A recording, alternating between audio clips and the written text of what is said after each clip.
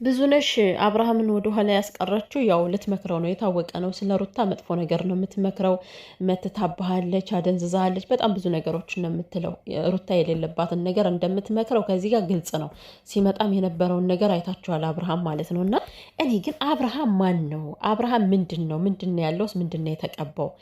አንድ ልጅ ምን አለ ቲክታክ ላይ፣ የእውነት እግዚአብሔር ምስክሬ ነው እኔ በቁንጅና እኔ በጣም ቆንጆ ነኝ። ሆቴል ማኔጅመንት ምንድን ነው የምሰራው አለ።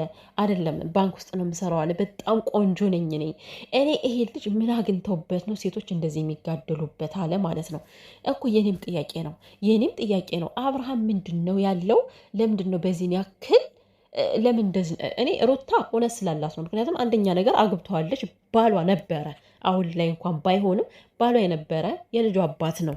ግን ሌሎቹ መጥተው እንደዚህ የሚፋጁበት ምንድን ነው? እነሱን የመሰለ ቆንጆ ቆንጆ ማግባት ሲችሉ፣ አሁን ሄርሜላ ራሷን የመሰለ ባል ማግባት ትችላለች። በጣም ቆንጆ ነች።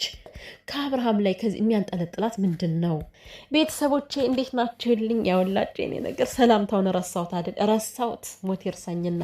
እንዴት ናችሁ ውዶቼ? ደህና ናችሁልኝ? ሁሉ ሰላም ነው?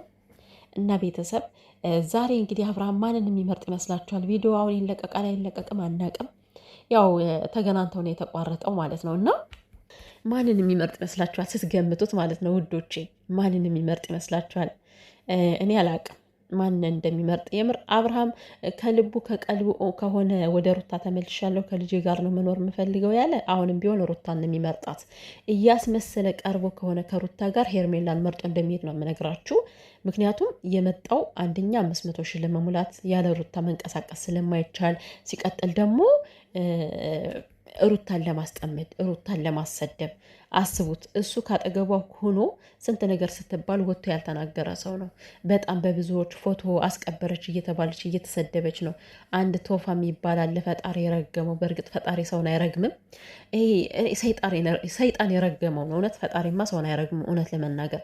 እና የእሷን ስም እያጠለሽ ያለ ልጅ አለ እና እንደዚህ እንድትሰደብ ያደረጋት እሱ ነው ብዬ ነው የምደመድመው። ሄርሜላ መርጦ ከሄደ የምር በትክክለኛው መንገድ ከሩታ ተመልሶ ካልሆነ ማለት ነው። እና ሲቀጥል እንደነገርኳችሁ ተመክሯል። ይሄ ልጅ ብዙነሽ ያስቀረችው ልትመክረው ነው። ኦፍኮርስ ትመክረዋለች። እሷ የተረገመች ሰው አይደለች። ምንም የሰው ባህሪ እንኳን የላትም። የሰው ባህሪ ተውና ወልዳለች። የእናትነት ባህሪ የላትም። እዚህ ጋር ለስም ነው ልዑሌ የሚሉት ማለት ነው። ዴቭም ቢሆን እንደምታዩት በጣም ወሽካታ ነው። ምንድን ነበር ሲናገር የነበረው? ልዑሌ ይላል ከሚኪ ጋር ሆኖ ማለት ነው። እና ከሚኪ ጋር የሰራው ቪዲዮ ላይ ሩታ አብርሃምን ከሄርሜላ ጋር ደስተኛ ሆኖ ስታየው መጣች። ያ ማለት አስመስታበታለች እያለ እኮ ነው፣ ከአንደበቱ ባያወጣውም ማለት ነው። እና አስመሳይ ስለሆኑ መጥፎ ነገር ነው ስለ ሩታ የሚመክሩትም የሚነግሩትም። ነገር ግን አብርሃም ምክር የሚያስፈልገው ሰው አይደለም። የምር ከቀልቡ ተመልሶ ከሆነ አሁንም ቢሆን ከሚስቱ ጋር ይሆናል። ከቀልቡ ሳይሆን ለማስጠመድ ከመጣ ደግሞ አሁንም ቢሆን ውሽማይቱን መርጦ ነው የሚሄደው ማለት ነው። ታያላችሁ፣ የምናየው ይሆናል ምርጫውን። ነገር ግን ሄርሜላ በዚህን ያክል እናንተን ቡርንቡር አላችሁ እያልሽ የምታወሪው ያ ይሄ አንደበትሽማ ይዘጋ አንቺ ባለጌ ማለት ነው። እኔ ምልሽ ሄርሜላ ግን ጤናማ ነሽ? በሽተኛ ነሽ እንዴ? ቢያንስ እንኳን እሺ አሁን ላይ አዎ እጮኛሽ ነው ቀለበት አድርጎልሻል ምናምን። ነገር ግን የተነሳሽበትን ለምን ትረሻለሽ ሄርሜላ? ሰው እኮ ማለት የተነሳበትን ነገር እኮ መርሳት የለበትም። ገብቶሻል አይደል? እንዴት እንደወሰድሽው በደንብ ታውቂያለሽ። ያ ነገር ሊያሳፍርሽ ነው የሚገባ። አዎ አብርሃምን እኮ አሁን እጮኛ ያደረግኩት ብዙ ነገሮችን ፈጥሬ ነው የሚለውን ለጭንቅላትሽ መንገር አለብሽ እኮ እንዴ። ወንድ ልጅ በሴት ልጅ ገላ እንደሚማልል እንደሚወሰልት ታውቂያለሽ። በቃ ከትዳሩ መካከል እንኳን ሌላ ሴት እንደሚያስገባ በደንብ ታውቂያለሽ። ልቦናሽ እያወቀ ነው ከአብርሃም ላይ እየማገጥሽበት ወደ ሩታ ጠንክሮ እንዳይሄድ ወደ አንቺ ተመልሶ እንዲመጣ እየሳብሽው በሆነ ነገርሽ እያለቃቀሽ አንተ ከኔ መለየት የለብም ስትለየኝ ይከፋኛል ይደብረኛል እያልሽ ብዙ ነገር እያልሽው ትዳሩን እንዲፈታ ያደረግሽው አንቺ ነሽ። ይሄን ትክጃለሽ? ወራዳ ሴት ነሽ እኮ ሄርሜላ ማለት ነው እንዴ። በኢየሱስ ስም አንቺ ጤናማ አይደለሽም እንዴ?